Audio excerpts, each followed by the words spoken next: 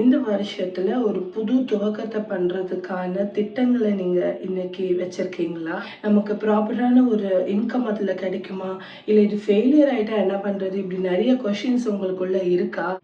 பிரியமானவர்களே, எல்லாரும் சந்தோஷமா இருக்கீங்களா? இந்த வருஷத்துல ஒரு புது துவக்கத்தை பண்றதுக்கான திட்டங்களை நீங்க இன்னைக்கு வச்சிருக்கீங்களா? நமக்கு ப்ராப்பரான ஒரு இன்கம் அதுல கிடைக்குமா?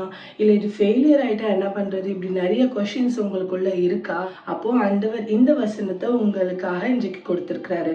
வாசிக்கலாமா? வேதாகமத்துல உபாகமம் 2ஆம் அதிகாரம் 7ஆம் வசனத்துல இப்படியாக சொல்லப்பட்டிருக்கு.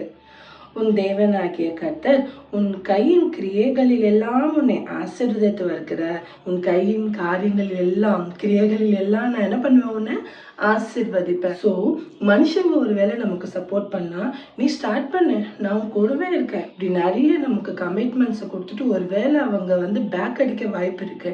ஆனா உண்மையுள்ள தெய்வம் இயேசு சுவாமி ஒரு நாளும் நம்மளை கைவிடுகிறது இல்லை, ஒரு நாளும் நம்மளை அவர் விட்டு கொடுக்கறது இல்லை. அவரு சொல்றதன்படியாக இந்த வருஷம் நீங்க புது ஆரம்பங்களுக்குள்ள போங்க.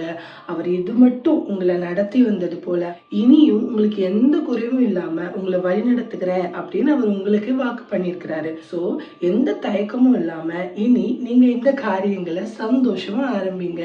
ஆண்டவர் உங்களை ஆசீர்வதிப்பார். அதுக்காக நம்ம இப்ப ஜெபிக்கலாமா? என் கூட சேர்ந்து நீங்களும் ஜெபிக்கிறீங்களா?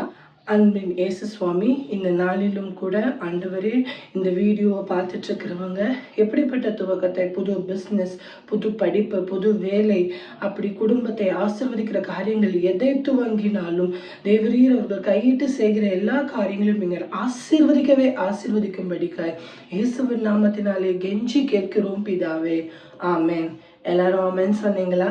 ஸோ இனி எந்த கவலையும் இல்லாமல் உங்கள் ஸ்டார்ட் அப்பை நீங்கள் இன்னைக்கே ஸ்டார்ட் பண்ணுங்க. எல்லாவற்றிலும் உங்களை ஆசீர்வதிக்கிற தேவன் உங்களோட இருக்கிறாரு.